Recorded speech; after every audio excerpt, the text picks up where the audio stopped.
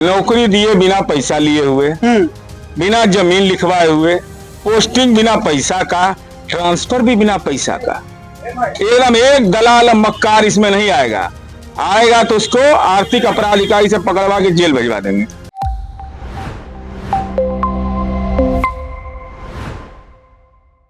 Transfer posting को लेकर बातें तो खूब हो रही है, लेकिन शिक्षकों का धैर्य अब जवाब दे रहा है। इन्हीं सब तमाम मसलों को लेकर बात करेंगे कि आखिर देरी क्यों हो रही है।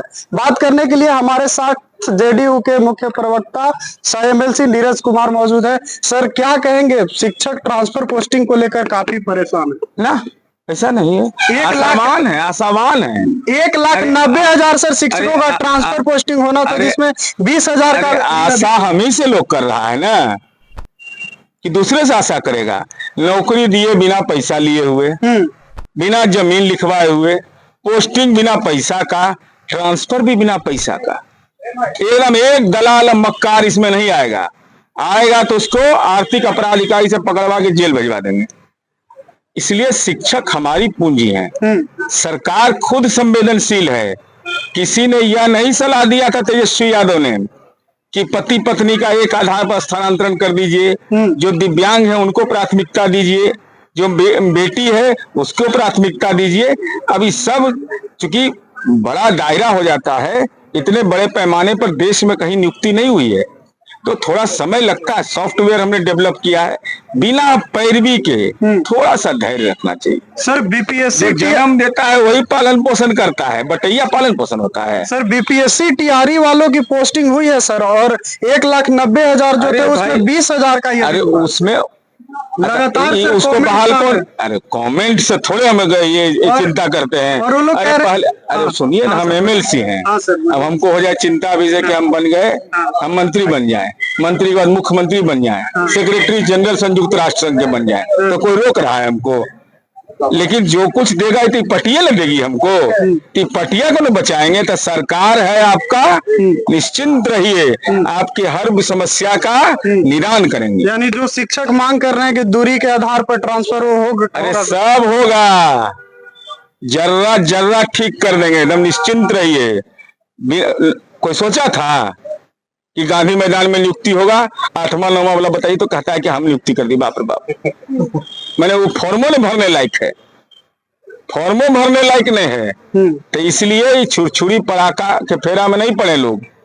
सरकार उनकी है, बच्चे हमारे हैं, बेटियां हमारी है, दायित्व तो हमारा है। सर, भूमि सर्वे के बारे में क्या कहिएगा? सर, एक अंतिम सवाल लेंगे। भूमि सर्वे को लेकर भी समस्या, क्या उसे ठंडे बस्ते में डाल दिया गया? सर, इसका मतलब कि आप विज्ञापन नहीं पढ़ते हैं।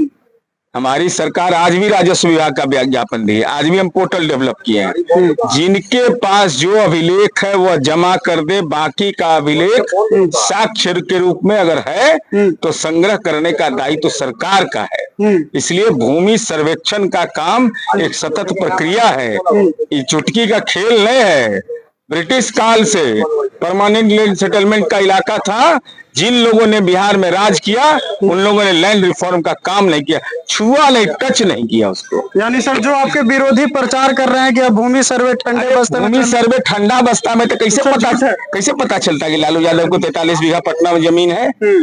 ऐसी उड़ता आकाश से हम लोग आया। 43 बीघा 12 कट्ठा 16 धूर पटना में जमीन लालू जी को है। तो सर्वे आया था ना भाई, ये तो प्राइमरी रिपोर्ट है।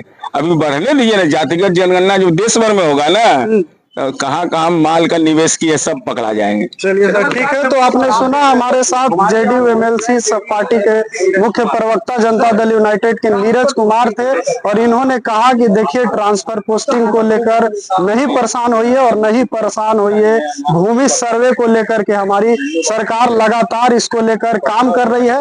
हालांकि वे थोड़ी जल्दीबाजी में थे, इसलिए हमने पूरा विस्तृत बातचीत नहीं किया, लेकिन उन्होंने आश्वासन दिया है कि देखिए, चाहे ट्रांसफर पोस्टिंग का मामला हो या भूमि सर्वे का मामला हो, इसको लेकर सरकार जो है वो सीरियस है। बहरहाल आगे जो कुछ भी होगा, ट्रांसफर पोस्टिंग को लेकर हो, भूमि सर्वे को लेकर हो, हर अपडेट हम आपको देते रहेंगे। फिलहाल के लिए इतना ही, बहुत बहुत धन्यवाद।